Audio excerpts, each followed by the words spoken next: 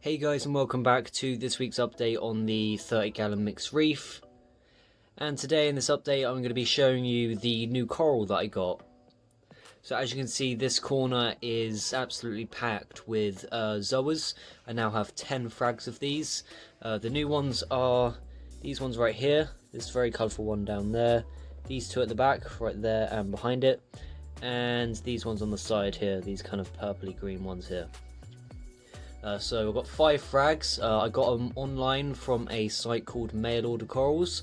Brilliant site there. They've got lots and lots of corals there. There is a link in the description to their website. I didn't spend too much money on them. I only got, how much did I spend? I think it was 60. Yeah, I think it was £60 for 5 frags of Zoas, which is pretty good. In a shop, they're usually quite a lot more expensive, like 20-30 quid a frag, no matter what you get. But these are about 10 to 15 pounds each, which is brilliant price. The only thing is shipping.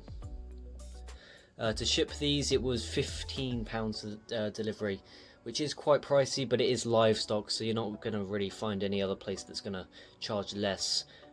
So 15 quid, yeah, it's annoying, but occasionally they do deals, like if you spend more than a certain amount of money, you get, you know, free delivery or stuff. They're always doing deals.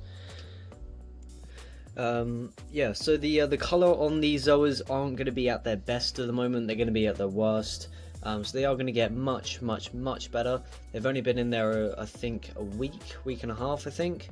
They came in last Wednesday. Oh, actually, yeah, it was week today they came in. So yeah, polyps are out though. Apart from these ones at the back, they're a little bit shot in at the moment.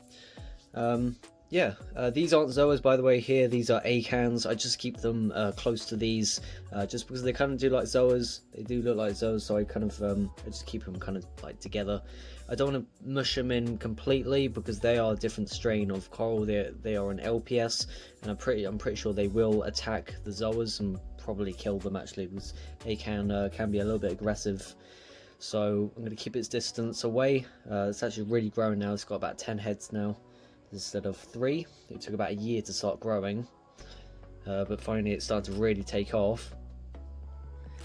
So yeah, Zoas are definitely probably one of my favourite corals. This corner, once they've all grown onto the rock, this front side of the tank will definitely be the main focus point. It will just be so colourful, full of Zoas, be absolutely incredible. And it won't take long either, because Zoas take well, they're very fast growers. So I think it's going to take about 2 to 3 months for this rock to nearly be fully covered. But yeah, it really won't take long until this is going to look absolutely incredible. As for the rest of the tank, it's doing absolutely great. Hair algae is slowly reducing. Still dosing in Vibrant to hopefully clear that up slowly but surely. And I did do a one session of the Antiapptasia. I got rid of like 3 big Aptasias that I didn't think the peppermint shrimps would be able to eat, but they're all gone now. And there's literally I can only find about 3 or 4 Aptasias in the tank now, which is brilliant. They haven't even been in there that long. I think 3-4 weeks or so. They've already cleared most of them out, and I've only zapped. I manually got rid of 3 or 4 of them. So yeah, they've actually mopped them up pretty quickly. All that's left now is just some really tiny ones, which I'm sure they'll find very soon. So I think it'll only take a couple more weeks until there is no Aptasia left in the tank whatsoever. So that's really good that that's clearing up. You may notice this patch of GSP isn't particularly happy. I'm not really too sure why that is. Sometimes GSP can just do that. One patch of it will just shot in for a couple weeks and then come back out for no reason whatsoever. I have no idea what that is. But it is really growing. You see around the rim, it's nearly touching the skimmer here. That side's really growing towards there as well. It's growing down a little bit as well. I don't want it growing too far down and touching the rockscape. So I'm just going to keep an eye on it because it's growing very quickly. And then if it does get too low down, it's very easy to frag. You just get a blade, you trim it all the way across, and then kind of just peel it off like a sticker. Really easy.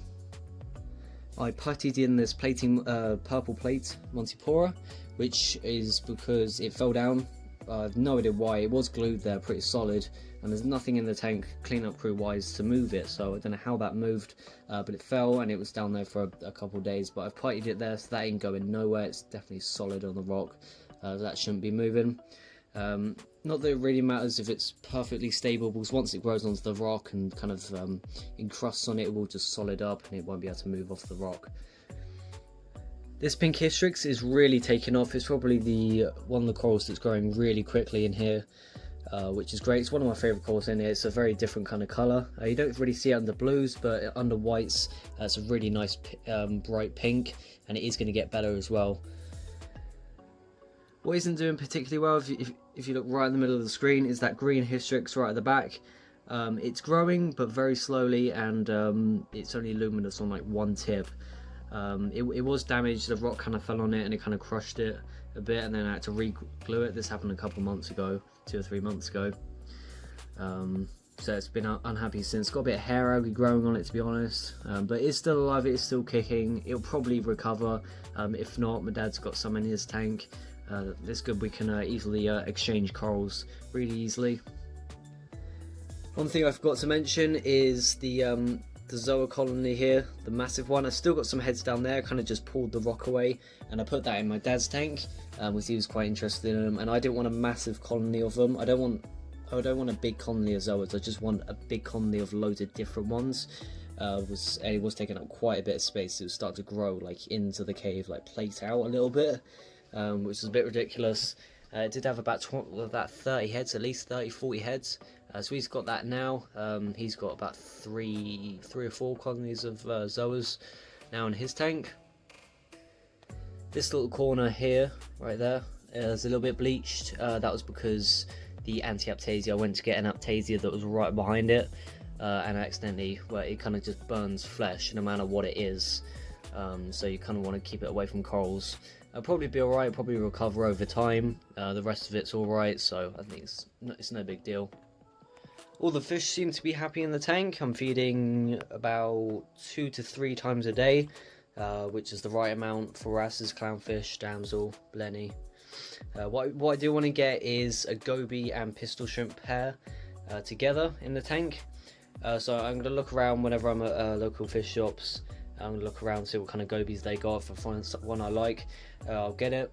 And then I'll try and find a pistol shrimp, try and get them to pair together at the front somewhere. That would be really cool. And I might get one more wrasse as well, maybe. As for parameters in the tank, we have nitrates kicking at about, well, very low actually, it's like 0.2, which is really low. 0.2 to 0.5. Anyway, that was the last time I tested it, so it's staying pretty low, which I'm happy with, because that will help reduce the hair algae as well. But mainly the phosphate as well, that the hair algae will feed on. That did suddenly shoot up to about 1.1, which is very high. But by dosing in some Bacto Balance into the tank recently, I've done about 10 doses of that. I dosed it once a day, about 6 or 8 mil. And that's massively reduced it to, I think I tested it as 0.02. Yeah, 0.2 it was, 0.21 to 22. So that's very low now. The hair algae should start dying off now. That's low. Just got to keep it low. So yeah, I've added some livestock, and I've also reduced a little bit of livestock temporarily. The conch that was in here, he's roaming around in the sand. He kind of just gets diatoms, whatever food that falls into the ground. I took him out temporarily for the next couple of weeks because he does like this corner a lot, and these zoas, he's going to move them, guaranteed. He's going to shuffle them about. They're going to end up on the other side of the tank within a few days. So I put him in my dad's tank temporarily for the next couple of weeks until these grow onto the rock and kind of fuse themselves to it so they can't move, and then I'll transport him back into the tank. So I think that'll do it for this week's update on the 30-gallon mixed reef. For next week, I have absolutely zero plans for, so I guess you'll see when I come to it. So I hope you guys enjoyed this video. Hit the like button, subscribe, and I will see you guys next week. Bye.